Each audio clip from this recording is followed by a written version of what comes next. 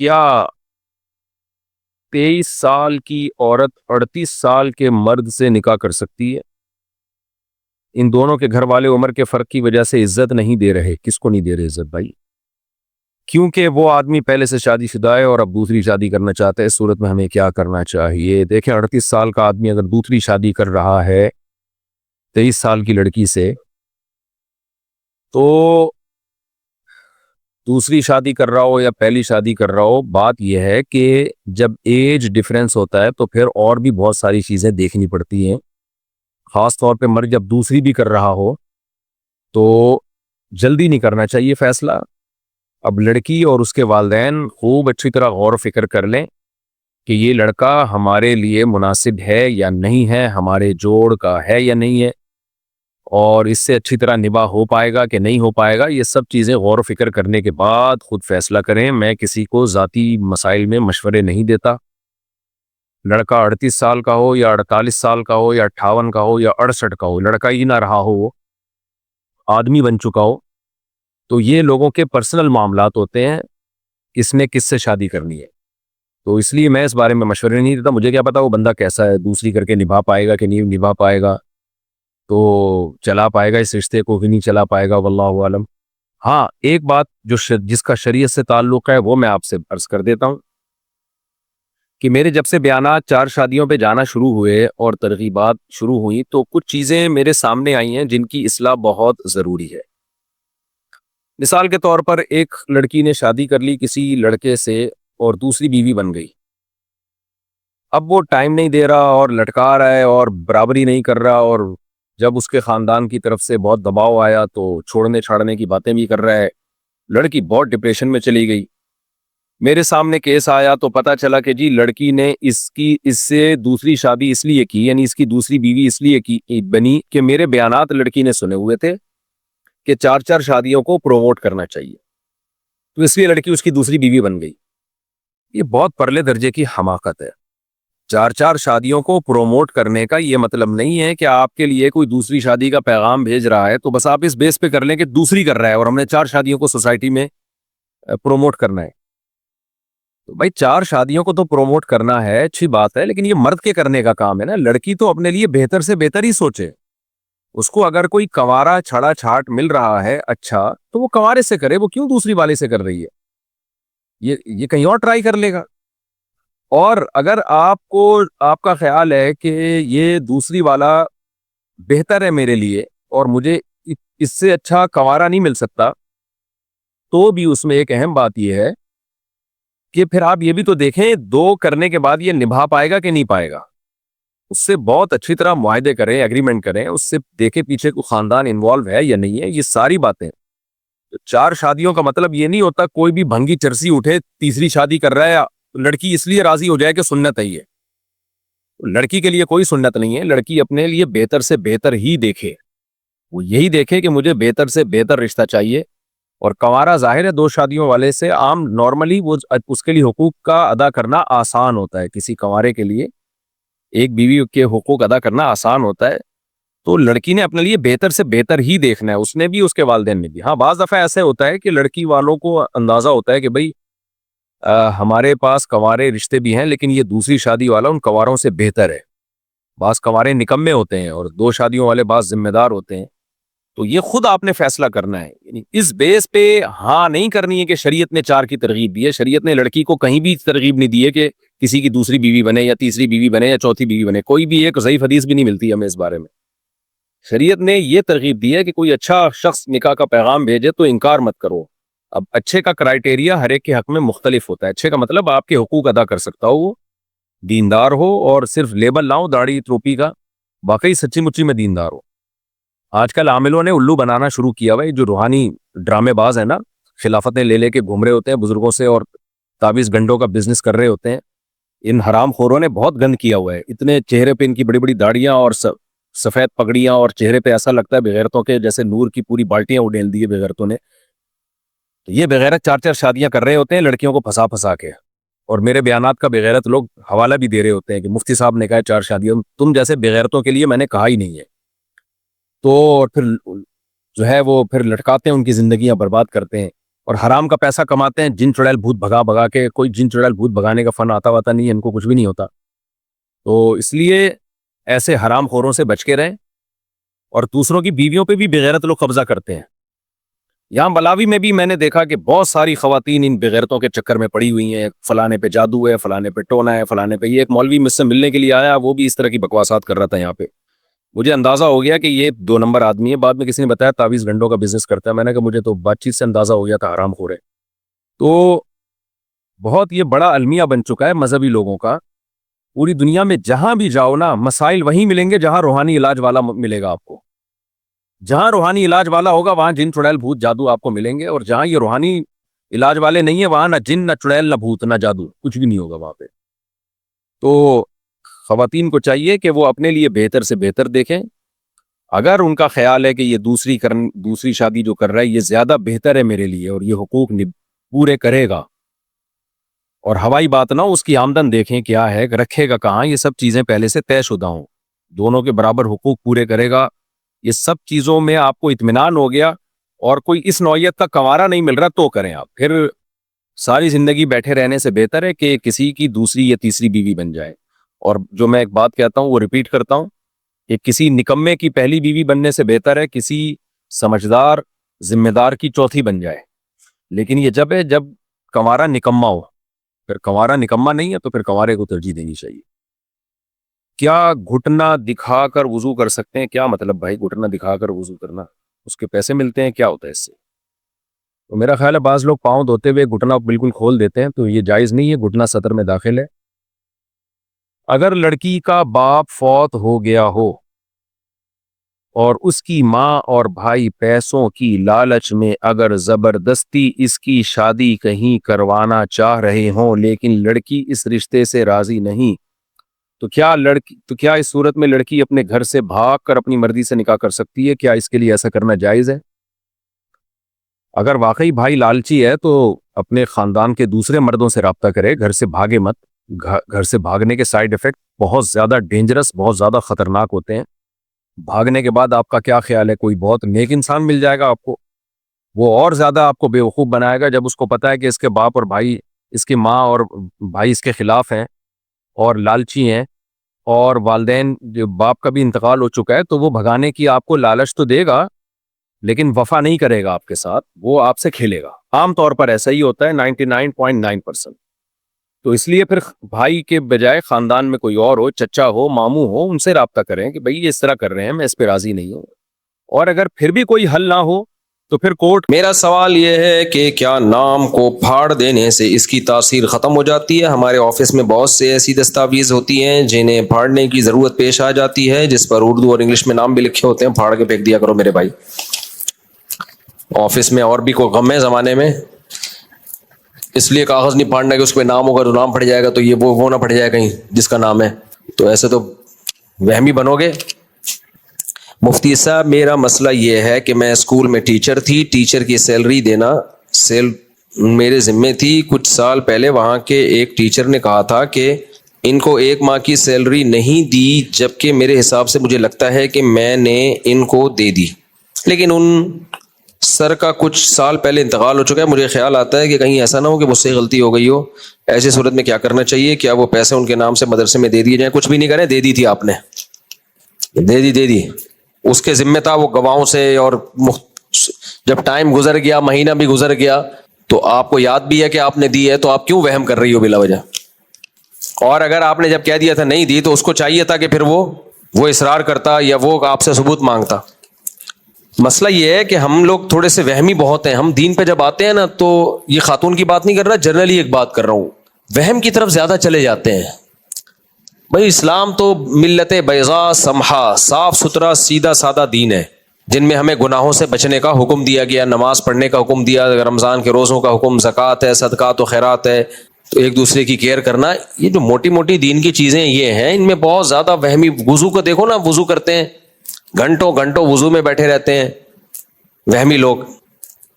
تو پھر ادب تمیز میں اتنا آگے چلے گئے ہیں, ادب یہ نہ ہو جائے, یہ بے ادبی ہو جائے گی, یہ بے ادبی ہو جائے گی, بہت زیادہ چیزوں کو مسلط کیا ہے. ایک صاحب کو میں نے دیکھا وہ زمین پہ دیکھ دیکھ کے جا رہے ہیں, کہیں اللہ کا نام لکھا ہوا ہے تو میں اٹھا لوں. میں نے کہا بھائی جاتے ہوئے کہیں نظر پڑ جائے کوئی کلمہ لکھا ہوا ہے نیچے پڑا ہوا ہے تو اٹھا لو, دیکھتے ہوئے جانا, کہیں لکھا ہوا نہ ہو, ایسا تو زندگی مصیبت بن جائے گی. دیکھو ایک چیونٹی بھی بلا وجہ مارنے کی اجازت نہیں ہے اسلام میں, بلا وجہ, لیکن چیونٹیوں کو بچانے کی فکر میں لگے رہنا یہ بیوقوفی ہے. کہ اب آپ سفر کرتے ہوئے جا رہے ہو کہیں چیونٹی نہ آ جائے, دیکھتے ہوئے جا رہے ہو میرے پاؤں کے نیچے چیونٹی نہ آ جائے, تو یہ زیادتی ہوگی بھائی. خود سے بلا وجہ کسی جانور کو مت مارو, اب جا رہے ہو تو وہ تو آ گیا تو آ گیا. سمجھتے ہو گے نہیں سمجھتے ہو؟ کسی نے جانور کا بچہ بیچنے کے لیے قربانی پر لیا مگر اس سال چھوٹا ہے, 2 دانت کا نہیں ہے, تو اس کے لیے زکوٰۃ کا مسئلہ سمجھا دیں. زکوٰۃ دینی پڑے گی اس کو کیونکہ اس نے یہ خریدا تھا بیچنے کے لیے. تو ہر وہ مال جو بیچنے کے لیے خریدا گیا ہو اور اب تک بیچنے کی نیت باقی ہو اس پہ زکوٰۃ دینی پڑتی ہے. تو جس تاریخ کو آپ کی زکوٰۃ نکلتی ہے اس دن دیکھیں بچے کی مارکیٹ ویلیو کیا ہے. اگرچہ 2 دانت کا نہیں ہوا لیکن والی ویلیو کیا ہے, تو جتنی ویلیو ہوگی اس پہ زکوٰۃ دینی پڑے گی. کسی کو زکوٰۃ دی تو اس نے لیتے وقت کہا کہ اس سے آپ کی ضرورت یا دعوت وغیرہ پر بھی خرچ کروں گا, کیا یہ زکوٰۃ دینے پر ادا ہو جائے گی جبکہ ہمیں کچھ مفاد بھی نظر آ رہا ہے؟ آپ اس نیت سے نہ دیں کہ یہ مجھ پہ خرچ کرے, پھر ناجائز ہے, پھر زکوٰۃ نہیں ہے. آپ نے اس کو دے دی, وہ جو مرضی کرے, وہ آپ کی دعوت ہی کر دے ان پیسوں سے, وہ آپ ہی کو کھلا دے تو اس کا مال ہے, جو چاہے کرے میرے بھائی. سمجھتے ہو گے نہیں سمجھتے؟ کسی نے زکوٰۃ ادا کی اور انتہائی غریب ہو گیا تو کیا اسے زکوٰۃ دی جا سکتی ہے؟ یعنی زکوٰۃ دینے کے بعد خود غریب ہو گیا, جب غریب ہو گیا تو دی جا سکتی ہے اس کو بھی. رمضان میں کیے جانے والے معمولات پر بیان فرما دیں. آپ پر اعتراض ہے کہ دعاؤں اور معمولات پر توجہ نہیں دلاتے, اعتراض کرتے رہو بیٹھ کے. کئی بار میں معمولات پر بیان کر چکا ہوں رمضان میں بھی, اور اعتکاف والوں کو تو ہمارے ہاں الگ سے معمولات بتائے جاتے ہیں. البتہ معمولات کے بارے میں میرا طریقہ یہ ہے کہ کسی پہ فورس نہیں کرتا. جیسے ہمارے یہاں اعتکاف میں لوگ بیٹھتے ہیں, جو بیٹھنا چاہیں بھی سے رجسٹریشن کروا لیں اعتکاف کی, فارم شاید باہر مل رہا ہے, تو بتا دیتا ہوں, زبردستی نہیں کرواتا, کیونکہ اس وقت لوگوں کا جو دینی لیول ہے بہت گر چکا ہے. تو بڑے بڑے گناہ چھوڑ دیں, فرض نماز سنت موقدہ پڑھ لیں, بڑی بات ہے. باقی معمولات کی بات پھر آگے شروع ہوتی ہے, تو وہ آؤ بیٹھو خوشبو لگا کے انشاءاللہ. باقی رمضان میں کرنے کے جو معمولات ہیں, تراویح پڑھیں پوری پابندی سے, پھر تہجد بھی پڑھیں. صحیح حدیث ہے, غالباً مصنف ابن ابی شیبہ میں ہے, حضرت عمر نے تراویح جب جماعت سے شروع کرائی تو جب حضرت عمر مسجد نبوی میں گئے تو جب لوگوں کو تراویح پڑھتے ہوئے دیکھا بہت خوش ہوئے, لیکن آپ نے ایک بات فرمائی, واللتی تنامون عنہا افضل من اللتی تقومون. فرمایا جس نماز سے تم سو رہے ہو وہ افضل ہے اس نماز سے جو تم پڑھ رہے ہو. تو حضرت عمر کا مقصد یہ تھا کہ تراویح اتنی لمبی نہ ہو یا ایسے مشغول نہ ہو جاؤ کہ تہجد ہی چھوڑ دو. اس سے یہ صاف پتہ چلتا ہے کہ حضرت عمر کی نظر میں بھی تراویح الگ ہے اور تہجد الگ ہے. ہمارے اہل حدیث بھائی تہجد والی حدیثیں اٹھا کے تراویح پہ فٹ کرنا شروع کر دیتے ہیں کہ نبی صلی اللہ علیہ وسلم رمضان اور غیر رمضان میں 8 رکعتیں پڑھتے تھے. وہ تہجد کی بات ہے بھائی, وہ تراویح کی بات نہیں ہے. اور اگر وہ تراویح بھی وہی ہے تو پھر رمضان کی فضیلت کیا ہوئی؟ یہ جو حدیث میں بار بار قیام رمضان قیام رمضان قیام رمضان, محدثین تہجد کا الگ باب باندھتے ہیں, قیام رمضان کا الگ باندھتے ہیں. اگر تراویح تہجد ہی ہوتی تو محدثین تہجد کا الگ باب اور قیام رمضان کا الگ باب نہ باندھتے, وہ تہجد ہی میں تراویح کے فضائل بیان کرتے, جیسے کہ امام بخاری نے تہجد ہی میں تراویح کی فضیلت بیان کر دی ہے. اس کی وجہ ہے کہ امام بخاری جو باب لے کر آتے ہیں نا, اس کے لیے اس باب سے مناسبت ضروری نہیں ہے. جس نے بھی بخاری پڑھی ہے پڑھائی ہے وہ جانتا ہے کہ امام بخاری جب کوئی عنوان قائم کرتے ہیں تو ضروری نہیں کہ حدیث اس عنوان کے تحت آ رہی ہو. یہ امام بخاری کی عادت ہے. امام بخاری بدر کا باب قائم کرتے ہیں, اس میں بدر کی حدیثیں ہی نہیں ہیں, صرف وہ صحابی کی ہیں جو بدری تھے, وہ راوی وہ صحابی آ رہے ہیں. تو جس کو ذرا سی بھی امام بخاری کی عادت کا پتہ ہوگا نا, وہ کبھی بھی یہ نہیں کہہ سکتا کہ امام بخاری نے قیام اللیل کا باب باندھا اور تہجد کی حدیث ذکر کی, یا تراویح کا باب باندھا اور تہجد کی. تو اس سے پتہ چلتا ہے کہ امام بخاری کے نزدیک تراویح اور تہجد ایک ہی چیز ہے. یہ وہ شخص یہ بات کر سکتا ہے جس کو بخاری کی الف بے بھی نہیں پتا. امام بخاری تو بعض دفعہ ایک باب باندھتے ہیں, ذرا سی بھی کہیں سے مناسبت ہوتی ہے حدیث لے آتے ہیں, حالانکہ اس حدیث کا اس باب سے کوئی تعلق نہیں ہوتا. اب ہمارے اہل حدیث بھائی بار بار ہمیں دیکھو امام بخاری نے تراویح کا باب باندھا اور تہجد کی حدیث ذکر کی, اس سے پتہ چلتا ہے تراویح اور تہجد ایک ہی ہے. ایسا نہیں ہے بھائی, اتنے سارے محدثین, اور خود امام بخاری تراویح کا نام کیوں دے رہے ہیں اس کو؟ اگر تہجد ایک ہی چیز ہے تو تراویح کا نام کیوں دے رہے ہیں؟ تو بہت سارے محدثین قیام رمضان الگ ہے. اگر یہ تہجد ہی ہوتی تو قیام رمضان کے نام سے الگ باب محدثین نہ باندھتے. آپ کہہ سکتے ہو کہ جی یہ تہجد ہی ہے لیکن رمضان میں تہجد کی فضیلت بہت زیادہ ہے اس لیے اس کو الگ سے قیام رمضان کا باب باندھا گیا. تو بھائی رمضان میں صرف تہجد کی فضیلت نہیں، صدقے کی فضیلت بھی بہت زیادہ. حضرت عائشہ فرماتی ہیں نبی صلی اللہ علیہ وسلم رمضان میں سخاوت کا دریا بن جایا کرتے تھے. حدیث کا مفہوم ہے. تو صدقے کی فضیلت بھی تو بہت زیادہ ہے لیکن صدقات رمضان کے نام سے محدثین نے باب باندھا ہے کہ ایک نارمل صدقہ ہوتا ہے ایک صدقہ رمضان. کیوں نہیں باندھا؟ اس لیے کہ رمضان کا صدقہ کوئی الگ نہیں ہے، وہی صدقہ جو عام دنوں میں کرتے ہو رمضان میں اس کی فضیلت زیادہ. تو وہی تہجد جو ہم عام دنوں میں پڑھتے ہیں اگر رمضان میں اسی کی فضیلت زیادہ ہوتی، تراویح الگ سے کوئی نہ ہوتی تو پھر قیام رمضان کا باب ہی نہ باندھتے. تہجد ہی کے فضائل میں رمضان میں تہجد کی فضیلت کو زیادہ بیان کر دیا جاتا. جیسے صدقے کا باب ہوتا ہے رمضان میں زیادہ ثواب ملے گا اور الگ سے باب نہیں باندھا جاتا. تو اس سے صاف پتہ چلتا ہے محدثین جو قیام رمضان الگ سے باب باندھتے ہیں یہ بتانے کے لیے بھائی یہ وہ قیام نہیں ہے جو روزانہ ہوتا ہے جو عام دنوں میں پڑھتے ہو، یہ الگ سے قیام ہے، اس کے حکام بھی الگ سے، اس کی رکعتیں بھی متعین ہیں، اس میں امام کے ساتھ جماعت کے ساتھ ہوتی ہے. یہ انفرادی بھی پڑھ سکتے ہو آپ، کوئی حرج نہیں ہے، لیکن یہ مسجد میں جماعت سے قائم ہوگی. تو حضرت عمر کا بھی یہی قول. حضرت عمر نے کیا فرمایا جب لوگ تراویح پڑھ رہے تھے؟ واللتی تنامون عنها افضل من التی تقومون، کہ جو نماز تم پڑھ رہے ہو جس سے تم غافل ہو وہ اس سے بھی زیادہ فضیلت والی ہے. تو اس سے پتہ چلتا ہے کہ وہ الگ ہے اور یہ الگ ہے، کیونکہ صحابہ میں وہ تراویح پڑھ رہے تھے تہجد میں سو جاتے تھے، اتنی زیادہ تھکاوٹ ہو جاتی تھی. تو حضرت عمر کا مقصد یہ تھا یہ پڑھ رہے ہو لیکن اس سے غافل مت ہو، وہ بھی پڑھو. تو اور وہ تو پورے سال پڑھی جاتی ہے، رمضان میں اس کی بھی فضیلت بڑھ جاتی ہے تہجد کی، اور یہ تراویح الگ سے ہے. تو اس لیے رمضان میں سب سے ایک اہم کام کیا ہے؟ تراویح کی نماز، جو رمضان کی خاصیت ہے. چاند نظر آتے یہ نماز غائب ہو جاتی ہے. اگر یہ تہجد ہوتی تو چاند نظر آتے غائب نہ ہوتی. تو میں اہل حدیث سے ایک بات پوچھتا ہوں کہ اگر یہ وہی ہے تہجد تو رمضان کی کیا فضیلت ہے نا؟ جو میرا اصل سوال تھا وہ دوبارہ ریپیٹ کر دیتا ہوں کہ آپ عام دنوں میں بھی 8 سنت اور رمضان میں بھی 8 سنت، بلکہ آپ نے تو رمضان میں تہجد کی ویلیو اور گرا دی. عام دنوں میں آپ رات کے آخری حصے میں پڑھتے ہو، رمضان میں آپ اول وقت میں پڑھ رہے ہو، تو رمضان کی ویلیو بڑھائی ہے یا گھٹا دی؟ اصل تو آخری وقت میں تہجد، رمضان میں آپ اول وقت میں پڑھ رہے ہو. تو یہ عجیب سی بات ہے یار، پھر رمضان کا کیا فائدہ ہوا؟ اس سے تو بہتر تھا کہ آخر میں ہی پڑھتے رہتے آپ. تو اس لیے جب بھی آپ جمہور کے خلاف یا اجماع کے خلاف جاتے ہیں نا تو آپ پہ کچھ ایسے سوالات کھڑے ہو جاتے ہیں جس کا آپ کے پاس جواب نہیں ہوتا. اس لیے جمہوری کی ماننے میں ہی خیر ہے، جبکہ وہ دلیل کے لحاظ سے بھی مضبوط ہے. تو رمضان کے معمولات بتا رہا تھا آپ کو. سب سے پہلا معمول کیا ہے؟ روزہ تو رکھنا ہی ہے. اس کے علاوہ کیا کرنا ہے؟ تراویح. پھر اس کے علاوہ کیا کرنا ہے؟ رات کے آخری حصے میں اٹھے ہی ہوتے ہیں تہجد، کیونکہ حضرت عمر نے تراویح شروع کی لیکن انہوں نے حکم دیا کہ تہجد کو مت بھولنا تراویح کی وجہ سے. تو تراویح الگ سے پڑھیں، تہجد الگ سے پڑھیں آپ رمضان میں. تیسرا کام کیا کرنا ہے؟ صبح و شام 100 دفعہ کلمے کا معمول بنا لو.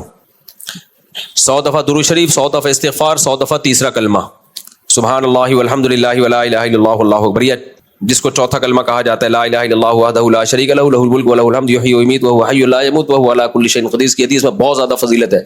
کچھ نہیں ہوتا، 10 دفعہ استغفار، 10 دفعہ درود شریف اور 100 دفعہ کلمہ پڑھ لو، ٹھیک ہے نا؟ صبح بھی اور شام کو بھی. دوسرا کام رمضان میں تلاوت. نبی صلی اللہ علیہ وسلم رمضان میں زیادہ تلاوت کیا کرتے تھے، لیکن محدثین نے تلاوت رمضان کے نام سے الگ باب نہیں باندھا کیونکہ یہ وہی تلاوت تھی جس کی مقدار بڑھ جاتی تھی، لیکن قیام رمضان کا باب الگ سے باندھا ہے. تو یہ وہی تو تلاوت کو بڑھانا ہے رمضان میں. تیسرا کام صدقات و خیرات، کیونکہ حدیث میں آتا ہے نبی صلی اللہ علیہ وسلم رمضان میں بہت صدقہ کیا کرتے تھے. صدقے کا ثواب کئی گنا بڑھ جاتا ہے. دیکھو کمپنیاں جب پیکج دیتی ہیں تو لوگ اس پیکج سے فائدہ اٹھاتے ہیں کہ نہیں اٹھاتے؟ کیا خیال ہے بھائی؟ سیل لگی ہوئی ہے بھائی، فلاں اسٹور نے کیا کیا کہ بھائی سیل لگی ہوئی ہے، جو چیزوں کی قیمتیں 5,000 تھیں 2,500 پہ آئی ہوئی ہیں، تو سیل سے لوگ فائدہ اٹھاتے ہیں. تو رمضان میں نیکیوں کی سیل لگی ہوئی ہے اللہ کی طرف سے، ایک ایک نیکی کا ثواب کئی گنا بڑھا کر دیا جاتا ہے. رمضان میں صدقہ کرو گے ثواب کئی گنا بڑھا دیا جائے گا. تو تہجد ہے، صدقہ خیرات ہے، صبح و شام 100 کی تسبیحات، اور ایک آخری کام دعاؤں کی کثرت. 24 گھنٹے میں ایک ٹائم نکال کے لمبی دعا کا معمول بناؤ. رمضان میں عادت ڈالو اس کی. 24 گھنٹے میں ایک ٹائم نکال کے لمبی دعا. سمجھتے ہو؟ اس میں یہ نہیں دیکھو قبول ہو رہی ہے کہ نہیں ہو رہی. بھائی ہمارا کام ہے مانگنا. مانگنے کی عادت ڈالو. دیکھو جو دنیا میں بھکاری ہوتے ہیں نا مانگنے والے، ان کو مانگنے کی عادت پڑ جاتی ہے. کیا خیال ہے؟ میں نے بھکاریوں کو کبھی نہیں دیکھا کہ بھیک مانگنا چھوڑی ہے انہوں نے، حالانکہ ان کو ضرورت نہیں بھی ہوتی، پھر بھی مانگنے کی عادت پڑ جاتی ہے. تو یہ انسان کو جب انسان سے مانگنے کی عادت پڑے تو یہ بہت بری بات ہے. لیکن اس سے اتنا تو پتہ چلتا ہے کہ جو مانگتا ہے اس کو مانگنے کی عادت پڑ جاتی ہے. تو اسی طرح یاد رکھو جو اللہ سے مانگتے ہیں نا، ان کو ضرورت محسوس ہو یا نہ ہو، اللہ سے مانگنے کی ان کو عادت پڑ جاتی ہے. تو یہ بڑا خاندانی کام ہو جاتا ہے جب اللہ سے مانگنے کی عادت پڑ جائے. پھر ان کو سکون نہیں ملتا جب تک وہ مانگے نہیں. ہم نے اپنے بزرگوں کو دیکھا ہے، بات بات پہ دعاؤں کے لیے ہاتھ کھڑے کرتے ہیں، اتنی لمبی ہاتھ اٹھاتے ہیں، اتنی لمبی دعائیں مانگتے ہیں. کیا ہوا بھائی؟ گاٹ سے نہ الجھیں. کیا کہہ رہے ہیں؟ اللہ خیر کرے یار. تو بائکیں 2 گاڑیاں چوری ہوئی ہیں ابھی جمعے کے بیان ہیں. اللہ خیر کرے. اگلے ہفتے ہم ایسا کرتے ہیں کہ 2-3 بندے کھڑے کر دیں گے انشاءاللہ جو بائکوں کی اور گاڑیوں کی حفاظت پہ مامور ہوں. تو کیونکہ کراؤڈ آج بہت زیادہ تھا، رمضان میں ہوتا ہے بہت زیادہ رش، تو یہ انشاءاللہ ہم بناتے ہیں اسی ہفتے یہ کر لیں گے تاکہ یہ گاڑیاں چوری اور بائکیں چوری کی شکایت نہ آئے. باقی وہ کیمرے میں دیکھ لیں، جو کیمرے لگے ہوئے ہیں وہ انشاءاللہ دکھا دیں گے. اس میں یہ تو پتہ چل جائے گا نا کہ اچھا چلے. مفتی صاحب اسلام 360. ہاں دعاؤں کی کثرت، سمجھ رہے ہو کہ نہیں سمجھ رہے؟ دعائیں کثرت سے مانگیں. یہ کہہ رہے ہیں مفتی صاحب اسلام 360 اپلیکیشن میں قرآن کے ترجمے تو بتائیں کہ کن کن اشخاص نے کیے، مگر حدیث کے ترجمے کس نے کیے یہ نہیں پتا، اور جو حدیث اصحاب پر یا ان کے خلاف بھی جاتی ہے ان کے ترجمے بہت عجیب ہوتے ہیں، ایک بار ضرور دیکھیے گا. اسلام 360 نے کسی چیز کی ذمہ داری نہیں لی ہے. اس نے کہا بھائی میں نے مختلف اسکالرس کے ترجمے ڈال دیے ہیں، اب کون سا ترجمہ ٹھیک ہے کون سا غلط ہے یہ آپ کا ہیڈیک ہے، یہ میرا ہیڈیک نہیں ہے. تو وہ تو بری ذمہ ہو گئے. تو ابھی آپ خود سوچو، علماء سے پوچھ لو بھائی اس کا یہ ترجمہ بنتا ہے کہ نہیں بنتا، جس عالم پہ آپ کو اعتماد ہو. عرض یہ کرنا ہے کہ اگر کوئی شخص مسجد میں عشاء کی نماز ادا کرنے جائے اور امام صاحب تراویح کی نماز کے لیے کھڑے ہو جائے تو اس صورت میں وہ شخص کیا کرے؟ اس سوال کا جواب ہے کہ امام اہل حدیث نے یہ دیا کہ وہ امام کے ساتھ تراویح میں شامل ہو جائے اس نیت کے ساتھ کہ وہ عشاء کی فرض نماز ادا کر رہا ہے، اور جب امام سلام پھیرے تو اپنی تیسری اور چوتھی رکعت کرے. آپ اس بارے میں کیا رائے ہے؟ یہ ٹھیک نہیں ہے. نفل کے پیچھے فرض نماز کی اجازت نہیں ہے. وہ لوگ ایک حدیث سے استدلال کرتے ہیں کہ ایک صحابی رسول پہلے نماز پڑھتے تھے پھر آ کے اپنی قوم کو بھی نماز پڑھایا کرتے تھے. تو ہمیں نہیں پتا وہ پہلی والی نماز فرض ہوتی تھی یا پہلے والی ہو سکتا ہے نفل ہوتی ہو. تو ہمارے نزدیک یہ جائز نہیں ہے. آپ عشاء اپنی الگ پڑھ لیں اور پھر امام کے ساتھ تراویح میں شامل ہو جائیں. مفتی صاحب اگر نماز پڑھتے ہوئے ذہن گندا ہو جائے بے دھیانی میں، اور کوئی سوال پوچھنا ہو کسی نے؟ دیکھو یہ جو شہوانی خیال آتے ہیں اور اس سے جو سب خطرہ وغیرہ نکل جائے، اس سے غسل فرض نہیں ہوتا، اس سے وضو ٹوٹ جاتا ہے، آپ کا دوبارہ وضو کرنا پڑے گا. سب میرا یہ سوال تھا، جب نکاح کے دوران لڑکی سے پوچھا جاتا ہے کہ قبول ہے تو طلاق کے دوران کیوں پوچھا نہیں جاتا لڑکی سے؟ بہت اچھا سوال کیا بھائی نے. کہہ رہے ہیں نکاح کرنے سے پہلے لڑکی سے پوچھا جاتا ہے کہ قبول ہے، طلاق کے وقت کیوں نہیں پوچھا جاتا کہ قبول ہے؟ یہی اسی بات کا جواب ہے کہ عورت کے پاس یک طرفہ خلا کا حق نہیں ہے. یہ خود اس کی بہت بڑی دلیل ہے کہ اگر حق ہوتا تو اس سے بھی قبولوایا جاتا. تو طلاق کا حق اللہ نے مرد کو دیا ہے، اس کو یہ رائٹ دیا ہے کہ وہ چھوڑنا چاہے تو چھوڑ سکتا ہے. باقی اس کو اپریشیٹ نہیں کیا تو باقی اس میں حکمتیں کیا ہیں، مصلحتیں کیا ہیں. کل میرا وہ خلا والا کلپ نہیں جو جہلم والی سرکار کے خلاف میں نے چلایا تھا، اس کا بیچ سے کسی نے کلپ کاٹ کے چلایا ہوا تھا. اتنی گالیاں عورتوں نے مجھے دی ہوئی کہ یہ تو ہے ہی عورتوں کے خلاف، یہ تو ہے ہی ایسا، یہ تو ہے ہی. ایک آدمی نے ڈنگ کی بات لکھی ہوئی تھی کہ اگر عورت کے پاس یہ حق آ گیا تو جو تھوڑے سے مرد شادی شدہ رہ گئے وہ بھی رنڈوے ہو جائیں گے. تو شکر کرو نہیں ہے عورت کے پاس ڈیورس کا حق، اور عدالتوں کے پاس بھی نہیں ہے. جج اپنی بیوی کو طلاق دے سکتا ہے، دوسروں کی بیویوں کو طلاق نہیں دے سکتا. اب وہ اہل حدیث لوگ بولتے ہیں خلا طلاق تھوڑی ہے. بھائی جو بھی ہے نکاح نہیں ختم کر سکتا. نکاح ختم کرنے کا حق کس کے پاس ہے؟ مرد کے پاس. یہ قرآن کے الفاظ ہیں، او بیدہ عقدۃ النکاح. اللہ نے شوہر کو یہ کہا ہے کہ اس کے پاس نکاح کی گرہ اسی کے ہاتھ میں. اب اہل حدیثوں نے بھی وہ انجینئر والی باتیں شروع کر دی ہیں. ایک تو اہل حدیثوں میں پتہ ہی نہیں چلتا ان میں کوئی ریلائبل مفتی ہے کون, کوئی اور میں نے پورا مدلل دلائل سے کلپ ریکارڈ کروایا, اس کا کوئی جواب نہیں دے رہے. فوراً بس ان کے پاس ایک ہی منجن ہوتا ہے, یہ تو حنفی ہیں, یہ تو مقلد ہیں. بھائی جب ہم اہل حدیث سے بات کریں گے کہ تو حنفیت کی بات نہیں کرتے, پھر ہم آپ کے سامنے ہم قرآن و سنت کے دلائل دیں گے. دیکھو جب میں کسی ایتھیسٹ سے کے سامنے خدا کے وجود کے دلائل دوں گا تو قرآن سے تھوڑی دوں گا, میں تو سائنس سے دوں گا, کیونکہ وہ کہاں قرآن کو مانتا ہے. تو اہل حدیث تھوڑی فقہ حنفی کو مانتے ہیں کہ میں ابو حنیفہ کے قول پیش کروں. جس چیز کو وہ مانتے ہیں میں وہاں سے دلیل دوں گا. اہل حدیث کہتے ہیں ہم قرآن و حدیث کو مانتے ہیں, تو جب میں اہل حدیث سے خطاب کروں گا تو دلیل کہاں سے دوں گا؟ قرآن و حدیث سے. تو انجینئر تھوڑی ابو حنیفہ کو مانتا ہے. تو جب میں انجینئر کے خلاف عدالتی خلا ریکارڈ کرواؤں گا تو امام حنیفہ کی بات تھوڑی کروں گا, میں بات اس کی کروں گا جس کا وہ دعویٰ کرتا ہے کہ میں مانتا ہوں. وہ کہتا ہے میں قرآن و سنت کو مانتا ہوں, تو میں دلائل کہاں سے دوں گا؟ قرآن و سنت سے. تو پورے کھلے والے کلپ میں نے قرآن و سنت سے دلائل دیے ہیں. تو نہ اہل حدیث کے پاس اس کا کوئی جواب ہے, بس پھینکتے رہو. یہ عجیب لوگ ہیں یار, خود جتنی مرضی اندھی تقلید کریں یہ مقلد نہیں بنتے.